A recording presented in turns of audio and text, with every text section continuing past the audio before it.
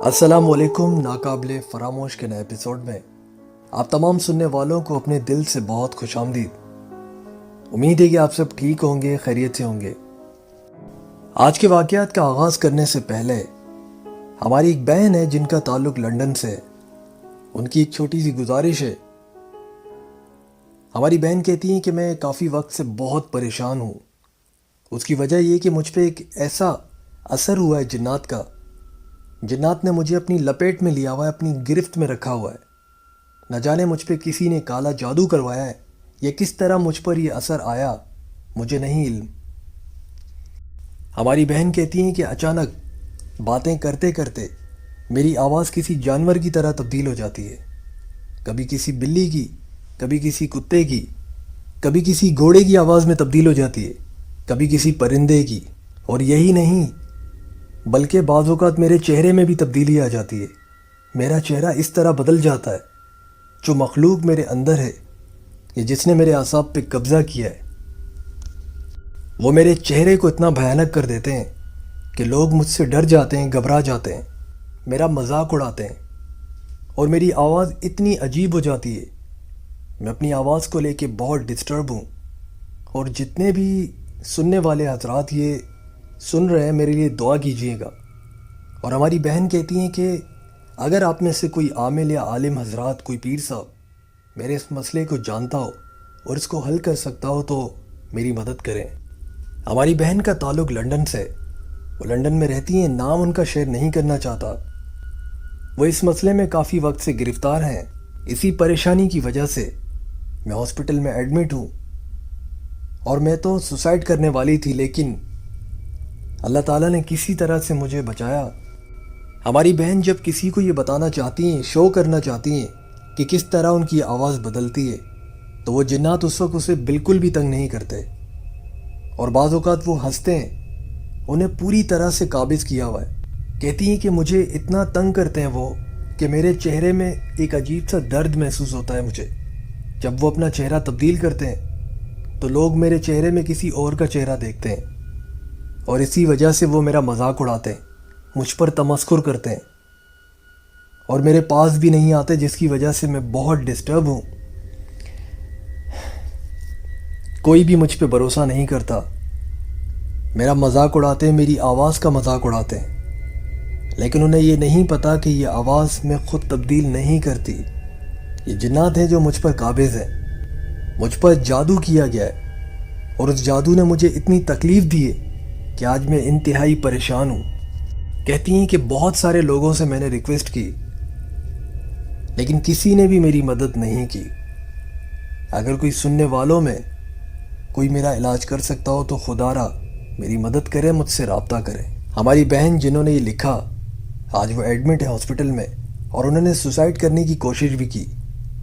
अल्लाह ताला उन्हें शिफा अता फरमाए, इस मसले से निजात अता फरमाए। आप तमाम सुनने वाले भी हमारी इस बहन के लिए ज़रूर दुआ कीजिएगा। बहुत शुक्रिया।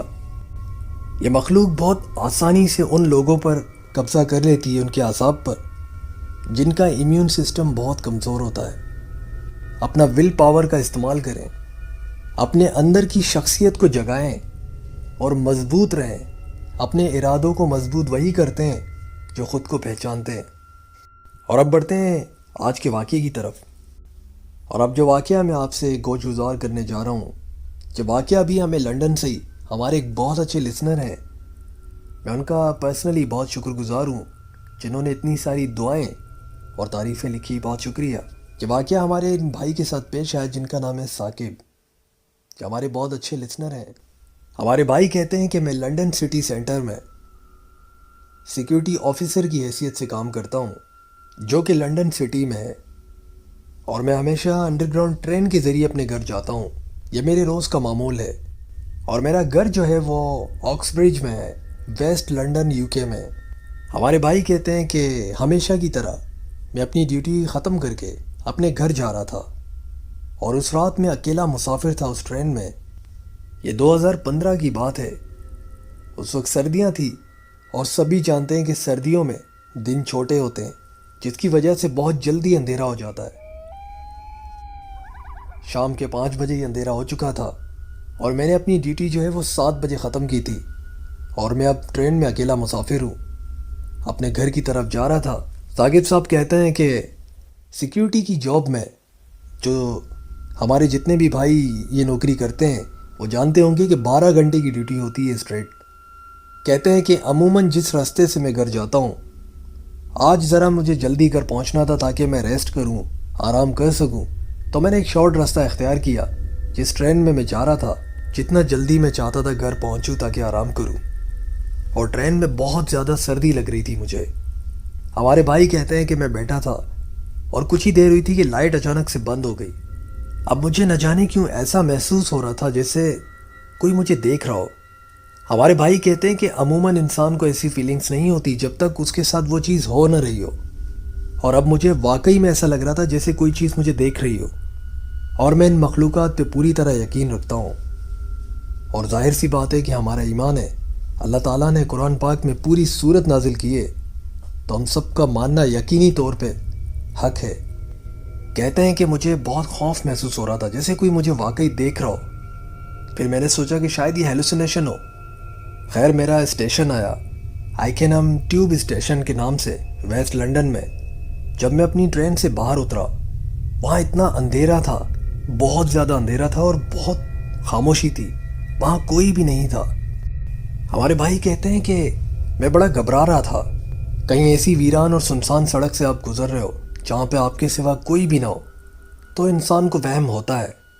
کہتے ہیں کہ جیسے ہی ٹرین گئی، اب میں اکیلا تھا، ویران سا راستہ تھا، میں تھوڑا سا چلنے لگا تو مجھے پیچھے سے کسی نے مجھے پکارا میرا نام لے کے، اور میں اتنا خوف میں مبتلا ہوا کہ مجھے اپنی دادی کی وہ بات یاد آ گئی۔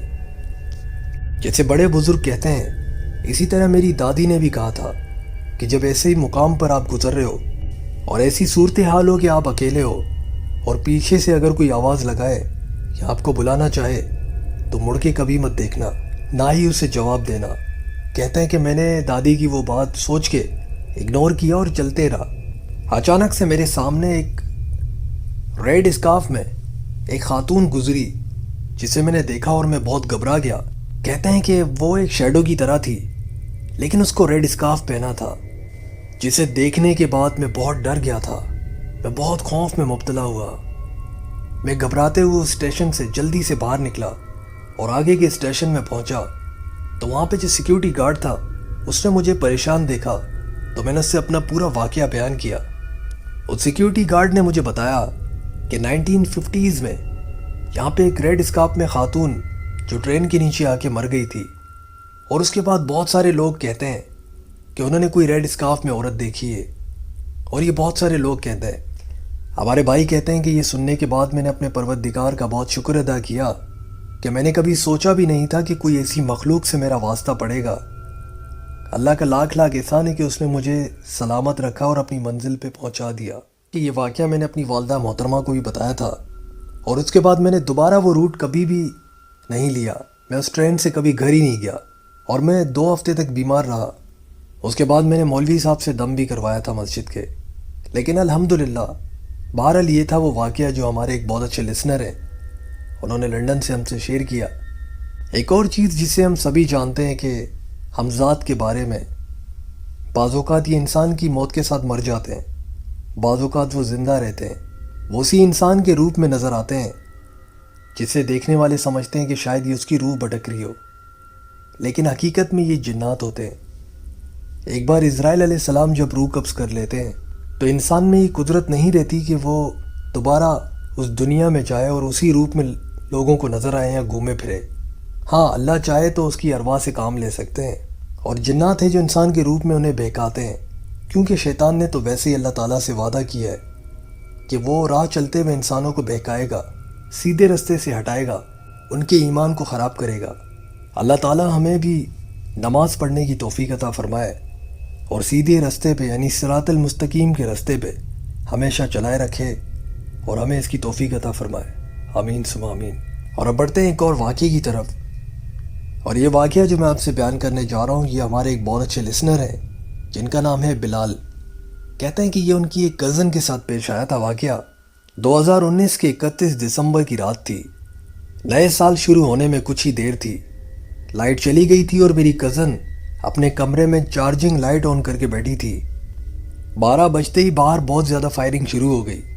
بلال کہتے ہیں کہ میری کزن کی نگاہ اچانک سے سیڑھیوں پر پڑی۔ اب اندھیرا تھا، لائٹ نہیں تھی۔ جب وہ آگے جا کے دیکھنے لگی تو اس نے دیکھا کہ سیڑھیوں پر ایک عورت کھڑی تھی جسے سفید کلر کی ساڑی پہنی ہوئی تھی۔ یہ دیکھ کر وہ بہت ڈر گئی۔ اس کے بال اس کے چہرے پر گرے ہوئے تھے جس کی وجہ سے اس کا چہرہ انہیں نظر نہیں آیا اور وہ بھاگی اپنے کمرے کی طرف۔ وہ ڈر گئی تھی۔ اس نے آیت الکرسی پڑھنا شروع کر دی، لیکن چھپ کے دیکھ رہی تھی تو وہ عورت انہی کی طرف آ رہی تھی کمرے میں۔ کہتے ہیں کہ آیت الکرسی مکمل کرنے کے بعد اللہ کے فضل و کرم سے وہ عورت غائب ہو گئی۔ کہتے ہیں کہ دوبارہ کبھی بھی اس گھر میں انہیں وہ عورت دکھائی نہیں دی۔ اب وہ کون تھی، کہاں سے آئی تھی، وہاں کیوں کھڑی تھی، اللہ بہتر جانے۔ لیکن ہماری بہن جنہوں نے آیت الکرسی پڑھی اور اللہ کے فضل و کرم سے اس کے بعد وہ کبھی دکھائی نہیں دی۔ بے شک سردار الآیت آیت الکرسی ہے، اور آپ تمام سننے والوں سے بھی میں یہی گزارش کروں گا کہ اپنے چھوٹے بچوں کو بچپن سے ہی آیت الکرسی حفظ کروا لیں۔ یہ تھا وہ واقعہ جو ہمارے ان بھائی نے ہم سے شیئر کیا، بہت شکریہ آپ کا۔ ایک اور واقعہ، ہمارے ایک بہت اچھے لسنر ہیں لیکن انہوں نے اپنا نام شیئر کرنے سے منع کیا ہے۔ کہتے ہیں کہ کراچی کے رہنے والے باربیکیو ٹونائٹ کے نام سے اچھی طرح واقفیت رکھتے ہوں گے۔ یہ ایک بہت مشہور ریسٹورنٹ ہے۔ رات کو اگر آپ وہاں سے 2 تلوار کی طرف جائیں گے تو ایک چھوٹا سا برج، جب آپ لیفٹ پہ ٹرن ہوتے ہیں تو وہاں سے ایک سیدھا روڈ جاتا ہے 2 تلوار کو۔ کہتے ہیں کہ بیچ میں جو روڈ ہے وہ کافی ویران ہے اور وہاں پہ سائڈ پر جو بڑے بڑے گھنے درخت لگے ہوئے ہیں جس کی فٹ پاتھ بالکل خالی ہوتی ہے۔ اکثر میں وہاں سے گزرتا ہوں اور میں نائٹ ڈیوٹی کرتا ہوں، جس کی وجہ سے کبھی کبھی میں سائیکل میں وہاں سے گزرتا ہوں، کبھی کسی دوست کی مدد سے بائک میں چلا جاتا ہوں۔ ایک بار میں پیدل ہی سفر کر رہا تھا کیونکہ میرے پاس نہ سائیکل تھی نہ ہی کسی بائک والے نے مجھے لفٹ دی، تو میں اللہ کا نام لے کے وہاں سے گزر رہا تھا۔ رات کے 2 بج رہے تھے، کافی ویران تھا۔ مجھے ڈر صرف اس بات کا تھا کہ میرے موبائل اسنیچ نہ ہو جائے، کیونکہ اکثر کراچی میں آدھی رات کو ایسے واقعات پیش آتے ہیں۔ کہتے ہیں کہ میں نے دور سے دیکھا ایک سفید کلر کی روشنی ایک درخت کے نیچے مجھے نظر آئی۔ ایسے لگ رہا تھا کوئی چیز پڑی ہو، جیسے موبائل کی روشنی ہوتی ہے یا کوئی ٹارچ ہوتی ہے۔ اکثر جو بھیک مانگنے والے بیچارے مجبور سے لوگ ہوتے ہیں جن کا گھر نہیں ہوتا، وہ وہیں درختوں کے نیچے فٹ پاتھ پہ سو جاتے ہیں، تو مجھے لگا شاید ان میں سے کوئی ہوگا، لیکن کم از کم میرے علاوہ کوئی تو دکھا، ورنہ اس رات کو صرف 1-2 گاڑیاں گزر رہی تھی، بس اتنا سناٹا تھا۔ میں گزرتے ہوئے جا رہا تھا، اللہ کا نام لے کے میں گزرتے ہوئے جا رہا تھا۔ جب میں اس کے قریب پہنچا تو میں نے دیکھا کہ ایک بستر ہی تھا جو درخت کے نیچے بچھا ہوا تھا اور اس کے اندر کوئی سویا ہوا تھا اور اس کے اوپر ایک موٹی سی رضائی تھی۔ میں افسوس کرتے ہوئے گزرتے ہوئے جا رہا تھا کہ یار اتنی سردیاں ہیں، نہ جانے ان کا کیا ہوتا ہوگا، بیچارے کہاں سوتے ہیں۔ میں یہ سوچ رہا تھا کہ میں گزرتے ہوئے اتنا ڈر رہا ہوں کہ شخص درخت کے نیچے سویا ہے، جبکہ یہ درخت کے برابر میں بھی سو سکتا ہے، دور درخت کے علاوہ، کیونکہ درخت کے نیچے سونا رات کو ٹھیک نہیں ہے۔ اور میرے خیال سے وہ پیپل کا درخت تھا، جو کہ واقعی میں سننے میں آتا ہے کہ پیپل کا درخت بھاری ہوتا ہے، یعنی آسیب زدہ ہوتا ہے۔ کہتے ہیں کہ میں واک کرتے کرتے جیسے ہی اس درخت کو میں نے کراس کیا، مجھے پیچھے سے گاڑی کے ہارن کی آواز آئی، تو میں نے جیسے مڑ کے دیکھا تو میری نگاہ اس درخت پر بھی پڑی۔ اس کے نیچے کوئی بھی نہیں تھا، ایک دم سے غائب۔ وہ جو رضائی میں لپیٹ کے کوئی سو رہا تھا ایک دم سے غائب ہو گیا۔ کہتے ہیں کہ یہ دیکھنے کی دیر تھی، میں وہاں سے اتنی تیزی سے بھاگا جتنا تیز میں اس راستے سے بھاگ سکتا تھا۔ میں وہاں سے نکلا اور آیت الکرسی پڑھتے پڑھتے جا رہا تھا۔ مجھے بڑا ڈر لگ رہا تھا، نہ ہی کوئی پولیس کی گاڑی تھی نہ ہی کوئی شخص تھا وہاں پر۔ بہت آگے جا کے بہت ساری گاڑیاں جب گزرنے لگی تو تھوڑا بہت حوصلہ ہوا، اور اس کے بعد 2 تلوار آ گیا، جہاں پہ رات کو بھی بہت زیادہ روشنی ہوتی ہے، بہت سارے لوگوں کی چہل قدمی ہوتی ہے وہاں پر، اور 2 بجے 3 بجے تک رونق ہوتی ہے۔ ہوٹل اور ریسٹورنٹ کے اسٹاف والے اکثر گزرتے رہتے ہیں۔ اور یہ تھا میرا واقعہ جو میرے ساتھ پیش آیا تھا۔ بہت بہت شکریہ اپنا واقعہ شیئر کرنے کے لیے، اور آپ تمام سننے والوں کا بھی بہت شکریہ۔ یہ تھے آج کے واقعات۔ امید ہے کہ ہم نے ان سے کچھ سیکھا ہوگا، کچھ سمجھنے کی کوشش کی ہوگی، کیونکہ بعض اوقات دوسروں کے واقعات سے ہمیں کوئی نصیحت ملتی ہے۔ جو غلطی انسان کر جاتے ہیں وہ دوسروں کے لیے ایک نصیحت بن جاتی ہے۔ پھر سے میں یہی کہوں گا کہ اپنا اور اپنے گھر والوں کا، اپنے بچوں کا بہت خیال رکھیں۔ باتھ روم میں جانے کی دعا انہیں اچھی طرح یاد کروا دیں۔ اور آیت الکرسی بھی ہمیں اپنی دعاؤں میں بہت یاد رکھیے گا. نماز پڑھتے رہیں, طہارت کی حالت میں رہیں. انشاءاللہ پھر ملاقات ہوگی نئی کہانی کے ساتھ. جب تک اجازت چاہتا ہوں. اللہ حافظ. اللہ نے. السلام علیکم. امید ہے آپ تمام سننے والے خیر خیریت سے ہوں گے, ٹھیک ٹھاک ہوں گے. ناقابل فراموش میں آپ تمام سننے والوں کو خوش آمدید کہتا ہوں. یہ جو واقعات میں آپ کی سماعتوں تک پہنچاؤں گا, یہ واقعات ہمارے ایک بھائی ہیں جنہوں نے نام نہ ظاہر کرنے کی شرط پر ہم سے اپنے واقعات ماضی میں بھی بیان کیے, اور انہی کی زندگی کے واقعات کا ایک تسلسل ہے جو ہم آپ کی سماعتوں تک پہنچائیں گے. ہمارے بھائی کہتے ہیں کہ میں نے اپنی زندگی کے تقریباً 10 سے 11 سال جادو کے زیر اثر, زیر تسلط گزارے, اور وہ واقعات آپ کی سماعتوں تک پہلے بھی پہنچائے گئے اور اب بھی پہنچانے کی کوشش کریں گے. ہمارے بھائی کا کہنا ہے کہ کچھ عرصے پہلے میں اور میرے دوستوں کا پلان بنا کہ ہم مدینے سے باہر ایک جگہ ہے مزرعہ, جہاں کھجور کے درخت ہوتے ہیں, اردو میں جسے ہم نخلستان کہتے ہیں, وہ اور ان کے دوست اکثر و بیشتر مزرعہ جو جگہ ان کا نام بتاتے ہیں وہ عربی میں کہتے ہیں اور ہم نخلستان کہتے ہیں چھوٹا سا. اس جگہ پر وہ اکثر اپنے دوستوں کے ساتھ جایا کرتے تھے اور وہاں پہ ان کی اکثر رات یا لیٹ نائٹ وہاں گزارا کرتے تھے اور اپنے گھر آ جایا کرتے تھے, یا صبح وہ کیمپنگ کرتے تھے. ایک دن کیمپنگ کی, صبح شام رات, اور رکے اور پھر دوسرے دن اپنے گھر آئے. اس دن بھی انہوں نے اسی طریقے کا پلان بنایا اور کہا کہ چلو ہم تھوڑا سا گھوم کر آتے ہیں, بہت دن ہو گئے ہم کہیں نکلے نہیں ہیں. تو مدینے سے باہر نکلتے ہوئے میرے دوستوں نے, ہم لوگوں نے ایک دوسرے کو پک کیا. جس کے پاس گاڑی تھی اس نے دوسروں کو پک کیا. ہم 3 دوست تھے, 3 سے 4 ہم دوست تھے, اور ہم روانہ ہوئے. چوتھا دوست ہمیں راستے میں ملا جس کو ہم نے پک کیا, اور اس کے بعد اس کو ہم اپنے ساتھ بٹھایا اور گاڑی لے کر ہم روانہ ہو گئے.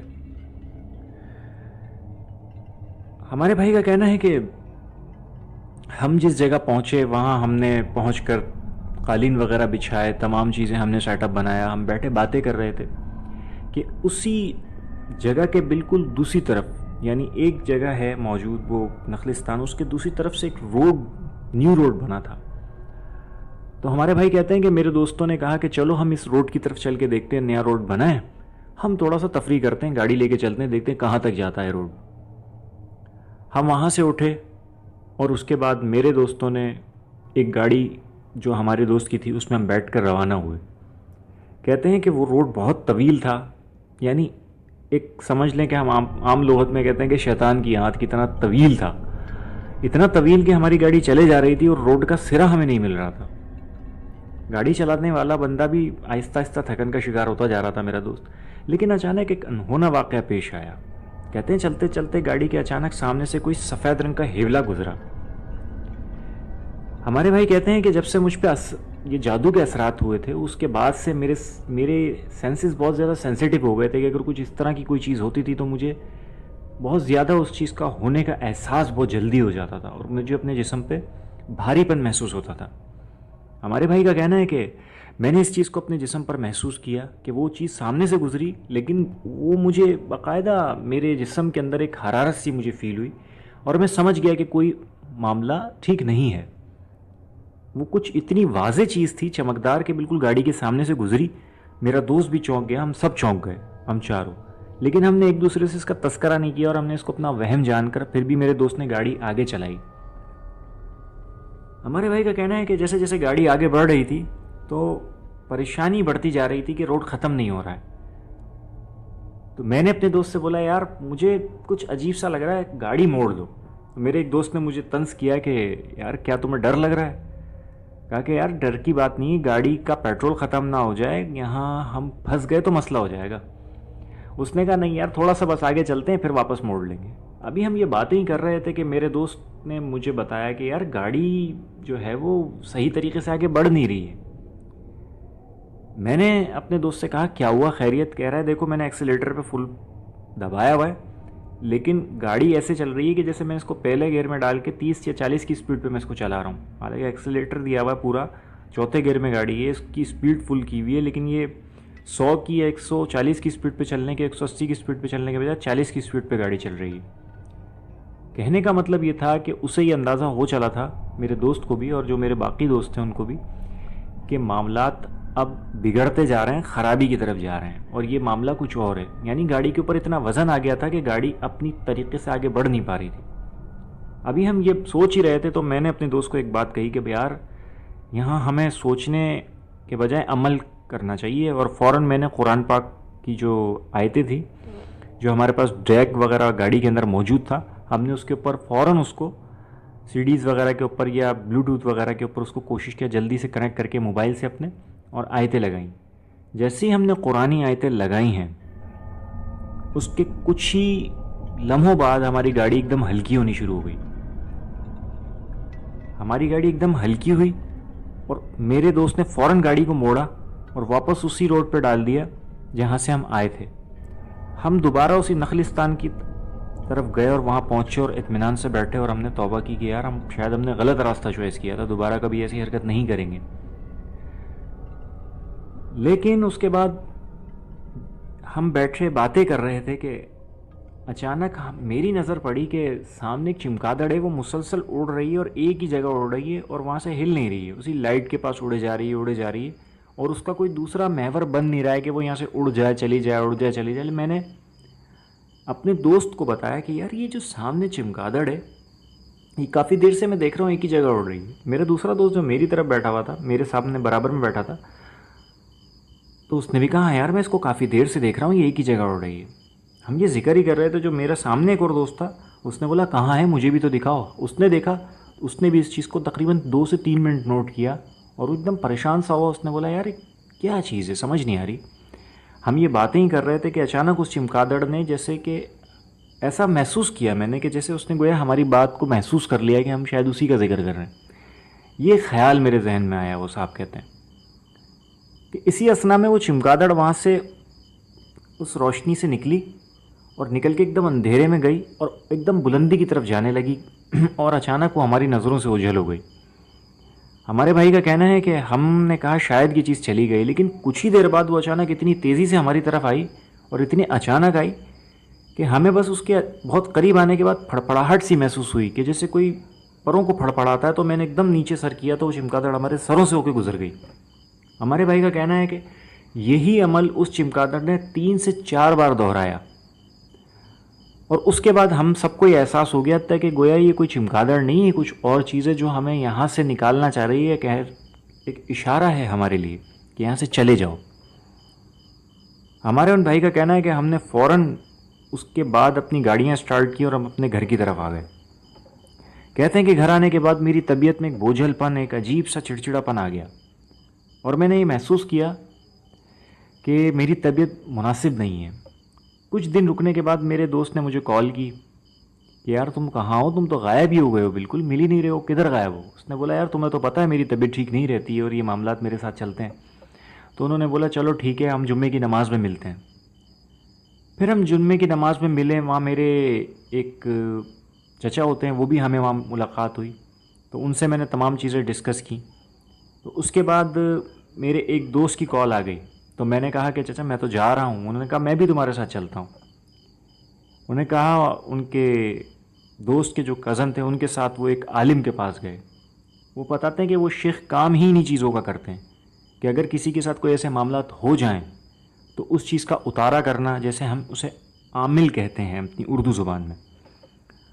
ان شیخ کے پاس، ان عامل کے پاس، وہ صاحب علم شخصیت تھے، ان کے پاس گئے. انہوں نے ان سے وقت لیا. بتاتے ہیں کہ جب ان کے پاس پہنچے ان کے گھر کے اوپر تو بتاتے ہیں کہ میرے علاوہ بھی وہاں 16 افراد بشمول میرے 16 سے 17 افراد، انہوں نے ایک ہنسا ہمیں بتایا، 16 سے 17 افراد اس جگہ پہ موجود تھے جو ان کے علاوہ یا ان بشمول ان کے تھے.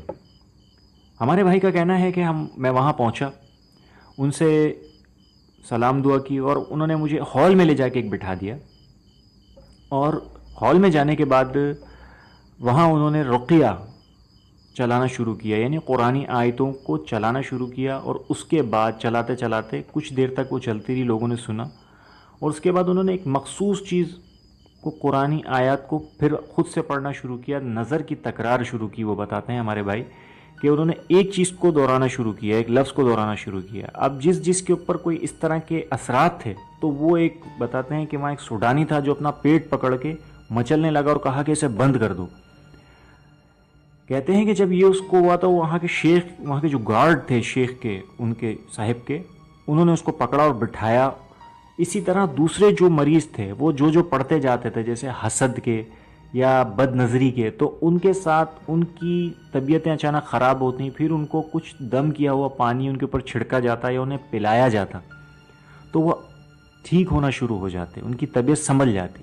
ہمارے بھائی کہتے ہیں کہ میرے ساتھ بھی جب اس بندے نے، اس شیخ نے، صاحب علم شخصیت نے سحر نام لے کے پکارا اور پھر اس کے حساب سے انہوں نے ورد کرنا شروع کیا، بتاتا ہے کہ میری طبیعت میں اتنا بوجھل بن آ گیا کہ میرا دل کرتا تھا کہ میں اٹھ کے بھاگ جاؤں. میرا دل نہیں کرتا تھا کہ میں وہاں بیٹھوں، لیکن میں نے بہت ہمت کر کے وہاں بیٹھا رہا. اور میری طبیعت اتنی گر گئی کہ مجھے سمجھ نہیں آ رہا تھا میں کیا کروں. میری حالت بے ہوشی والی ہو گئی. لیکن تھوڑی دیر بعد مجھے اپنے اندر اکڑن سی محسوس ہوئی. تو وہ صاحب علم شخصیت جو تھے وہ میرے قریب آئے اور انہوں نے آنے کے بعد مجھے کندھوں سے پکڑا، اٹھایا، اور اس کے بعد مجھے ایک دم جیسے کہ کسی نے میرے جسم میں بجلی کون دی ہو، اور ایک مجھے جھٹکا سا لگا اور کوئی چیز جیسے میرے اندر سے نکل کے چلی گئی. اور اس کے بعد مجھے اپنا جسم بہت ہلکا ہلکا محسوس ہوا.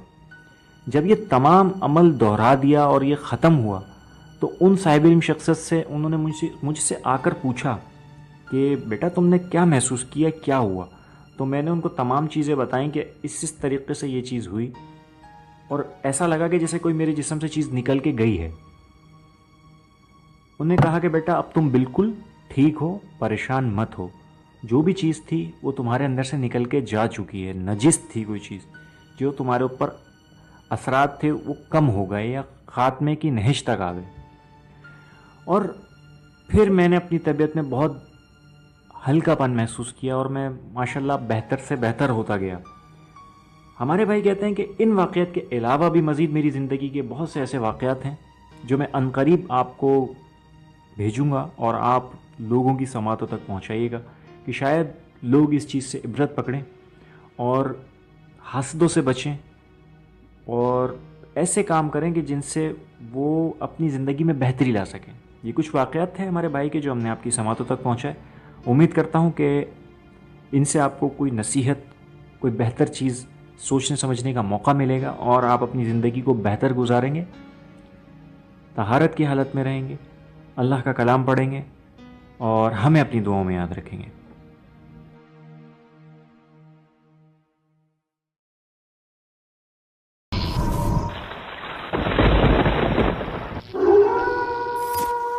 السلام علیکم. ناقابل فراموش کے نئے ایپیسوڈ میں آپ تمام سننے والوں کو دل سے بہت خوش آمدید. امید ہے کہ آپ سب خیریت سے ہوں گے، ٹھیک ہوں گے. یہ جو واقعہ میں آپ سے بیان کرنے جا رہا ہوں، یہ واقعہ ہماری ایک بہت اچھی لسنر ہے جنہوں نے ہانگ کانگ سے ہم سے یہ واقعہ شیئر کیا. مس انیلا. مس انیلا کہتی ہیں کہ یہ واقعہ ان کے بھائی کے ساتھ پیش آیا تھا. میرے والدین کی بڑی خواہش تھی کہ ان کا بیٹا عالم دین بنے، جس کی وجہ سے انہیں نائجیریا جانا تھا، جہاں پر دنیا جہاں سے بہت سارے طالب علم جاتے ہیں.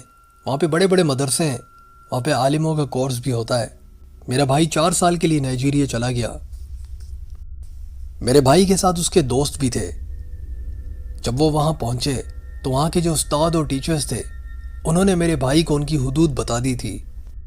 دراصل وہ مدرسہ جہاں پہ وہ گئے تھے، جہاں پہ ان کا کورس ہونا تھا، جہاں پہ انہیں پڑھنا تھا، اس کے آس پاس بالکل جنگل اور کچا علاقہ تھا، کیونکہ وہ شہر سے کافی دور تھا. اسی وجہ سے وہاں کے ٹیچرز اور پرنسپل انہوں نے ان کی حدود انہیں بتا دی تھی کہ فلاں فلاں جگہ سے آپ کو کراس کر کے باہر نہیں جانا. یعنی انہیں وارن کیا اور تمام چیزوں سے آگاہ کیا جو نئے اسٹوڈنٹ تھے. بھائی کہتے ہیں کہ جو ہم باہر سے آئے ہوئے اسٹوڈنٹ تھے ان کی سہولیات کچھ اچھی تھی، لیکن جو وہاں کے مقامی تھے، لوکلز، ان کے لیے اتنی زیادہ سہولیات نہیں تھی اور چھوٹے چھوٹے کوارٹر بنے ہوئے تھے اور ہر کوارٹر میں 2 لڑکے تھے. مس انیلا کہتی ہیں کہ دراصل ان ٹیچرز نے اسی لیے یہ بات کہی تھی. میرے بھائی کو بتایا کہ وہاں کے جو لوگ ہیں زیادہ تر کالا جادو کرتے ہیں اور وہاں پہ جتنے بھی کرمنل ٹائپ لوگ ہیں وہ ان کی بلی بھی دیا کرتے ہیں، جس کی وجہ سے ہم نہیں چاہتے کہ ہمارے کسی بھی اسٹوڈنٹ کو نقصان ہو. اور کالا جادو کرنے والے لوگ بالکل بھی اچھے نہیں ہوتے، اسی لیے احتیاط کرنا، اپنی باؤنڈری کراس مت کرنا. مس انیلا کہتی ہیں کہ اس کے بعد ایک بار میرا بھائی سو رہا تھا کہ اسے کچھ آوازیں آئی.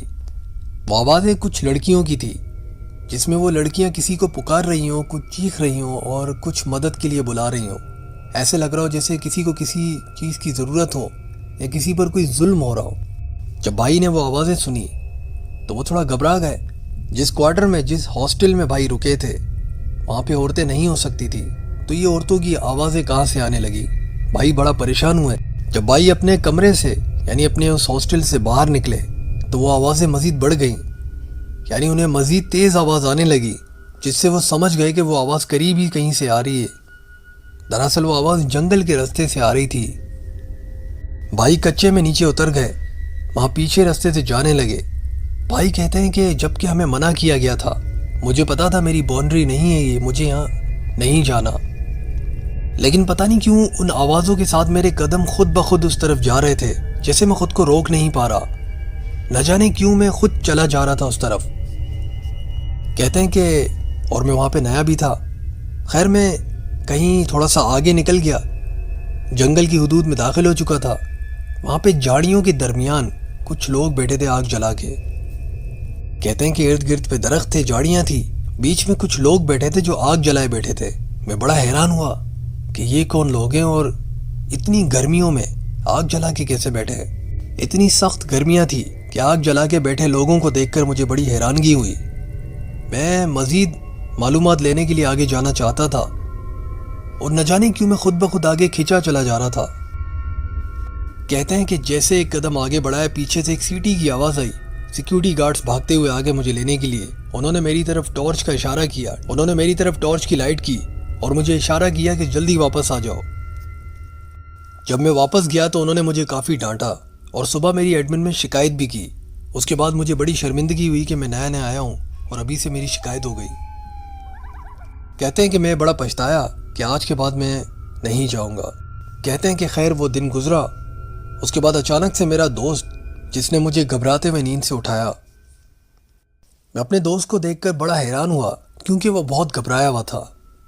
اس کی آنکھوں میں عجیب سا خوف تھا. میں نے اسے کہا کہ خیریت ہے، کیا ہوا؟ تو اس نے مجھے پوری بات بتائی. میرے دوست نے بتایا کہ یار میں سو رہا تھا اور مجھے کچھ عورتوں کی آوازیں آئی، جس سے میں نے ان کی آوازوں کو سن کے فالو کرنے کی کوشش کی. کچھ چیخنے کی آوازیں تھیں عورتوں کی. کہتے ہیں کہ جب میں باہر نکلا تو میرے قدم خود بخود اسی جگہ پہ جا رہے تھے جہاں سے وہ آوازیں آ رہی تھی. یعنی سیم وہی جو میرے ساتھ ہوا وہی میرے دوست کے ساتھ بھی پیش آیا. کہتے ہیں کہ اس کے قدم بھی کھینچے چلے جا رہے تھے.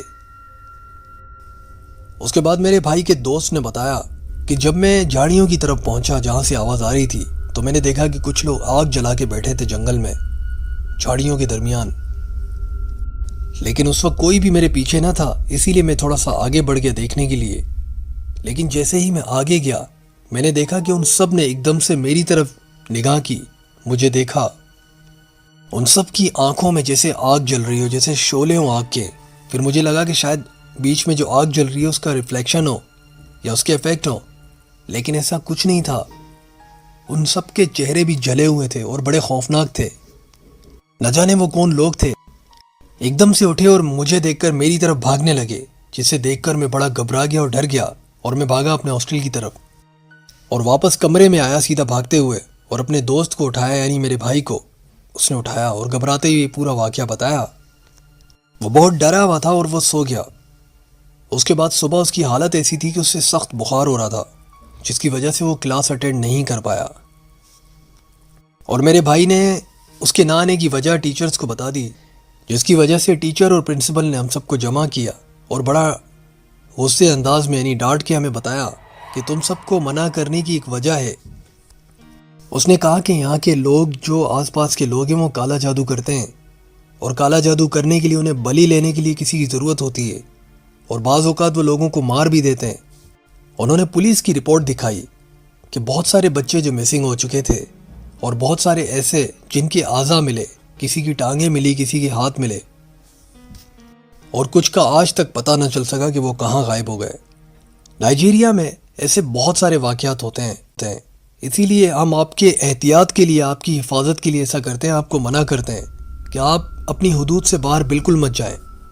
مس انیلا کہتی ہیں کہ اس کے بعد انہوں نے ڈاؤٹ میں آ کے پولیس کی نفری بھی بڑھا دی تھی. اس پورے کوارٹر کی، اس پورے ہاسٹل کی سیکیورٹی بہت سخت کر دی تھی. کہتے ہیں کہ ان کی جان و مال کی حفاظت ہاسٹل کی ذمہ داری تھی، جس کی وجہ سے گورنمنٹ نے اس جگہ کو بڑا سخت پہرے میں رکھ دیا تھا، اور وہاں کے پرنسپل نے بتایا کہ یہاں پہ جو کرمنلز ہیں کچھ ایسے قبائل بھی ہیں جو انسانی گوشت کھاتے ہیں، اور افریقہ کا یہ ملک نائجیریا، جس کے بارے میں اگر آپ سرچ کریں گے تو ایسے بہت سارے واقعات آپ کو ملیں گے جو وہاں پہ اب بھی ہوتے آ رہے ہیں۔ بہت بہت شکریہ مس انیلا اپنا واقعہ شیئر کرنے کے لیے۔ اور اب بڑھتے ہیں ایک اور واقعے کی طرف۔ یہ واقعہ جو میں آپ کی سماعت تک پہنچانے والا ہوں، یہ واقعہ ہمیں محمد یوسف نے خانے وال سے بھیجا ہے۔ کہتے ہیں کہ تحصیل کبیر والا سے۔ یوسف کہتے ہیں کہ ہماری اسپیئر پارٹس کی دکان ہے اور صبح 7 بجے سے لے کے رات کے 10 بجے تک وہ کھلی رہتی ہے۔ بیچ میں جو وقفہ آتا ہے، جو گیپ ہوتا ہے، وہ 12 سے 1 بجے کے درمیان یعنی بند رہتی ہے۔ یوسف کہتے ہیں کہ سردیوں میں رات کو 10 بجے کافی ویران ہو جاتا ہے ایریا، اور کافی سنسان سا ہو جاتا ہے اور لوگ جلدی سو جاتے ہیں۔ واپسی آتے ہوئے جس گلی سے ٹرن کر کے ہم اپنے گھر کی طرف جاتے ہیں، اسی گلی کی طرف ایک خالی پلاٹ ہے جو کافی عرصے سے ویران ہی ہے، اور اسی پلاٹ میں ایک بیری کا درخت بھی ہے۔ کہتے ہیں کہ اسی پلاٹ میں تقریباً 4 سے 5 نیم کے درخت بھی ہیں، لیکن وہ پلاٹ بہت زیادہ ویران اور خوفناک ہے، اور وہیں سے تقریباً 12 سے 13 گھر چھوڑ کے ہمارا گھر آتا ہے۔ اور ایک بار میں اپنے کام سے گھر لوٹ رہا تھا، کافی دیر ہو چکی تھی، جب میں اپنے اسی گھر کی طرف جانے کے لیے گلی سے ٹرن ہوا جہاں پہ وہ پلاٹ ہے، تو میں دیکھتا ہوں کہ ایک بچی مجھے دکھائی دی جو وہاں بیٹھی تھی، اور مجھے دیکھتے ہی وہ بچی سیدھا اس پلاٹ کی طرف بھاگی اور بھاگ کے کہیں چھپ گئی۔ تو مجھے کوئی حیرانگی نہیں ہوئی، کیونکہ وہاں کے جو مقامی لوگ ہیں وہ کچرا پھینکنے کے لیے اپنے بچوں کو بھیجتے رہتے ہیں، تو مجھے لگا کہ شاید محلے کے بچے جو ہیں وہ کھیل رہے ہوں گے، کچرا پھینکنے آئے ہوں گے، اس کے بعد وہ کھیلنے میں مصروف ہوں گے۔ یوسف کہتے ہیں کہ اس بچی کی عمر تقریباً 10 11 12 سال ہوگی۔ جیسے ہی میں آگے بڑھا، مزید آگے جاتے گیا، میرا جو راستہ تھا اس پلاٹ کے مزید قریب ہوتے گیا، تو میں کیا دیکھتا ہوں کہ اس بیری کے درخت کے نیچے کچھ عورتیں کھڑی ہیں جن کا چہرہ دوسری جانب تھا، یعنی میری طرف پیٹ کر کے وہ کھڑی تھی، اور وہی بچی جو بھاگی تھی وہ زمین پر کچھ کھود رہی تھی اسی بیری کے درخت کے نیچے، اور وہ عورتیں انہیں دیکھ رہی تھی۔ یہ سب کچھ کیا چل رہا تھا اسے دیکھ کر میرے تو پیروں سے زمین نکل گئی، میں بڑا ڈر گیا تھا۔ کچھ عورتیں کھڑی تھیں اور وہ بچی زمین میں کھدائی کر رہی تھی اپنے ہاتھوں کی مدد سے، جیسے زمین سے کچھ نکال رہی ہو۔ آج تک میں اتنے عرصے سے اپنی شاپ سے واپس گھر کی طرف اسی راستے سے جاتا ہوں، لیکن میں نے آج تک کوئی ایسی مشکوک چیز نہیں دیکھی تھی۔ کہتے ہیں کہ اس بچی نے ایک دم سے اپنا چہرہ اوپر اٹھایا اور میری طرف دیکھنے لگی، جس کی وجہ سے وہ عورتیں بھی اپنی گردن گھما کے میری طرف دیکھنے لگی۔ وہ عام انسانوں کی طرح نہیں تھے۔ کہتے ہیں کہ اس بچی کی آنکھیں عجیب سی تھی، وہ بھی جیسے شعلے بھڑک رہے ہیں اس میں۔ تو کہتے ہیں کہ میں تو فوراً سمجھ گیا، میں بڑا ڈر گیا، اور وہ ایک شیطانی ہنسی کے ساتھ مجھے دیکھ رہے تھے۔ وہ بچی اور وہ عورتیں جو کھڑی تھی وہ ہنسنے لگ گئی مجھے دیکھ کے، جس کی وجہ سے اس کے بعد میرے ساتھ کیا ہوا مجھے کچھ ہوش نہیں، میں وہیں گر کے بے ہوش ہو گیا۔ محمد یوسف صاحب کہتے ہیں کہ جب مجھے ہوش آیا تو میں اپنے گھر والوں کو اپنے ارد گرد پایا۔ انہوں نے مجھ سے پورا واقعہ پوچھا کہ تمہارے ساتھ ہوا کیا تھا۔ میں نے انہیں پوری بات بتا دی۔ اس کے بعد میرے والد نے کہا کہ بیٹا وہ جگہ بھاری ہے، یعنی آصف زدہ ہے، کافی عرصے سے وہ جگہ ایسے ہی ویران پڑی ہے، اور اس کے مالک جو ہے وہ انہیں تعمیر بھی نہیں کروا رہے، اسی وجہ سے کوئی نہ کوئی مسئلہ ہو جاتا ہے۔ کہتے ہیں کہ خیر میرے والد نے مجھے اس گلی سے گزرنے سے منع کیا۔ اب میں دوسری گلی سے گھر آتا ہوں، اور اللہ کا شکر ہے خیریت سے چلے جاتا ہوں۔ اور یوسف آپ کا بہت بہت شکریہ، آپ نے میری ویڈیوز کی اتنی تعریف کی، بہت شکریہ، جزاک اللہ خیر۔ اور ایک واقعہ ہماری ایک بہن جن کا نام ہے نادیہ طارق، یہ واقعہ میرے ہسبینڈ کے دوست کے ساتھ پیش آیا تھا جب میرے ہسبینڈ شادی سے کافی پہلے 16 سال کے تھے، راول پنڈی میں رہا کرتے تھے۔ رات کو تقریباً 12:30 سے 1 بجے کا وقت تھا۔ ایک گلی سے گزر رہے تھے جو کافی مشہور تھی۔ اس گلی میں کافی چمگادڑ ہوا کرتے تھے، جس کی وجہ سے لوگ وہاں پہ رات کو جانے میں ڈرتے تھے۔ دن میں لوگ وہاں سے گزر جاتے تھے، لیکن اس گلی میں رات میں گزرنے والوں کے ساتھ کوئی نہ کوئی ایسا واقعہ پیش آتا تھا۔ وہ گلی ویسے ہی کافی مشہور تھی۔ ہماری بہن کہتی ہیں کہ میرے ہسبینڈ کے ساتھ ان کے دوست رات کو تقریباً 12:30 سے 1 بجے کے درمیان اس گلی میں داخل ہوئے تو انہیں ایسا محسوس ہوا جیسے ان کے پیچھے کوئی قدم ملا کے چل رہا ہو۔ ہماری بہن کہتی ہیں کہ ان کے ہسبینڈ کے دوست نے کافی پرفیوم بھی لگایا ہوا تھا، جس کی وجہ سے انہیں مزید ایسا محسوس ہوا جیسے انہیں کوئی آوازیں لگاتے جا رہا ہو۔ باقاعدہ انہوں نے آواز سنی، اس کے بعد وہاں سے بھاگے۔ میرے ہسبینڈ تو خیریت سے رہے، لیکن ان کے دوست ایک دم سے بیمار پڑ گئے تھے۔ ایک چھوٹا سا واقعہ ان کے ساتھ پیش آیا تھا، آج سے کافی برس پہلے کی بات ہے۔ بہت شکریہ۔ ایک اور شارٹ سا واقعہ ہمارے ایک اناؤن سینڈر نے ہم سے شیئر کیا۔ کہتے ہیں کہ ایک بار ہم پکنک پہ گئے تھے تمام لڑکے کراچی سے باہر۔ راستے میں ہمیں کافی بھوک لگی تو ہم کسی ڈھابے پہ رکے تھے کھانا کھانے کے لیے، اور گھر سے بھی ہم کھانا لے کے گئے تھے، لیکن ہم نے سوچا کہ راستے میں یہاں کھا لیتے ہیں، وہاں پہنچنے کے بعد ہم اپنا کھانا جو ہے وہ کھا لیں گے۔ کہتے ہیں کہ جب ہم کھانا وانا کھا کے نکلے تو کافی اندھیرا ہو چکا تھا۔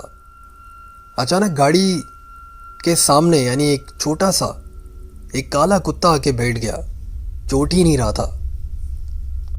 میرے کافی دوستوں نے کہا کہ یار کالے کتے اچھے نہیں ہوتے اور جگہ بھی کافی ویران ہے، لیکن میرے کچھ دوست ایسے ہیں جنہیں بڑا شوق تھا جانور پالنے کا، وہ نیچے اترے۔ انہوں نے کہا کہ اس کی ٹانگ سے خون نکل رہا ہے، بے زبان جانور ہے، کوئی جن من نہیں ہے، ڈرو مت۔ جانوروں کے مختلف رنگ ہوتے ہیں، یہ بھی اللہ کی بنائی ہوئی مخلوق ہے، جانور ہے، اور اس کے پیر میں چوٹ لگی اسی لیے گر گیا یہاں پر۔ آؤ اسے اٹھا کے گاڑی کی طرف رکھتے ہیں، اس کی ملم پٹی کر کے پھر نکل جائیں گے۔ کہتے ہیں کہ جس انداز میں میرے دوست نے باتیں کی، بالکل بے فکر ہو کے، یقین مانے کہ اس کی یہ باتیں، اس کا انداز سن کے ہم بھی ریلیکس ہو گئے، ہم نے سوچنا ہی چھوڑ دیا الٹی سیدھی۔ ہم تمام ہنسی مذاق کرتے ہوئے آگے بڑھے کہ یار تو اسے گود لے لے، اس طرح کی باتیں کر کے ایک دوسرے کو چل کر رہے تھے۔ ہمارے بھائی کہتے ہیں کہ پانی سے اس کا پیر دھلوایا جہاں پہ اسے چوٹ لگی تھی، جہاں سے خون نکل رہا تھا۔ اس کے بعد جو ہے وہ پٹی تو نہیں تھی ہمارے پاس، لیکن گاڑی میں کچھ پرانے کپڑے پڑے تھے جو صفائی کے لیے میں اکثر رکھتا تھا، تو میں نے اس کا پیر باندھ دیا۔ اس کے بعد گاڑی میں اسے بٹھایا پیچھے۔ ہمارے پاس جو بریانی تھی ہم نے اس میں سے گوشت نکالا اور اس کتے کو ہم نے کھلایا، اور وہ گوشت کھا بھی گیا۔ ہماری مشترکانہ رائے یہ رہی کہ ہم اسے ڈکی میں بٹھا کے تھوڑا آگے جا کے وہاں پہ چھوڑ دیں گے، کیونکہ یہاں پہ اتنے سناٹے میں بیچارہ بھوکا ہی رہے گا، تو ہم اسے لے کے جاتے ہیں آگے۔ خیر ہم نے اسے ڈکی میں بٹھایا اور ڈکی کو ہم نے اچھی طرح سے بند کر دیا تھا، کیونکہ سردیاں بہت زیادہ تھیں، وہ معصوم بے زبان جانور تھا۔ ڈکی بند کر دی اور ہم چلے گئے۔ کافی آگے جانے کے بعد جب ہم اپنی منزل کو پہنچے، کیونکہ ہم سارے لڑکے تھے اور ہمارا پلان ایسا تھا کہ ہمیں کیمپنگ کرنی تھی اور بہت ٹائم گزارنا تھا، جب پیچھے ڈکی کھولی تو وہ کتا غائب تھا، وہاں پہ کچھ بھی نہیں تھا، جبکہ ڈکی تو بند تھی۔ ہمارے بھائی کہتے ہیں کہ اس کے بعد ہم نے اپنے اس دوست پر بڑا غصہ کیا جس نے کہا تھا کہ اسے بٹھا دو۔ اس کے بعد ہماری رائے مشترکہ ہو گئی تھی، لیکن ہم نے اس پہ پھر بھی غصہ کیا کہ یار خدا نہ خواستہ کوئی مصیبت نہ آ جائے۔ اب اگر وہ جانور کوئی جن میں سے تھا تو کہیں اگر ہمارے پیچھے پڑ گیا، ہم پوزیسڈ ہو گئے تو کیا کریں گے؟ جس کتے کو ہم نے ایک بے زبان جانور سمجھ کے اس کی تھوڑی سی مدد کی، لیکن اچانک سے وہ غائب کیسے ہو گیا؟ وہ کیا تھا؟ وہ کون تھا؟ یہ بات ہماری سمجھ سے بالاتر ہے۔ یہ تھے آج کے واقعات، اور امید کرتے ہیں کہ ان سے کچھ سیکھنے سمجھنے کا موقع ملا ہوگا۔ بعض اوقات ہم ایسی غلطیاں کر جاتے ہیں جس کا ہرجانہ بعد میں بھگتنا پڑتا ہے۔ بہت زیادہ احتیاط کریں، احتیاط پچھتاوے سے بہتر ہے۔ اپنا اور تمام گھر والوں کا بہت خیال رکھیں، نماز پڑھتے رہیں، ہمیشہ طہارت کی حالت میں رہیں۔ ہمیں اپنی دعاؤں میں بہت یاد رکھیے گا۔ خوش رہیں، آباد رہیں، اپنے والدین کو چاہتے رہیں، ان کی محبت، ان کی دعائیں لیتے رہیں۔ اللہ حافظ، اللہ نگہبان۔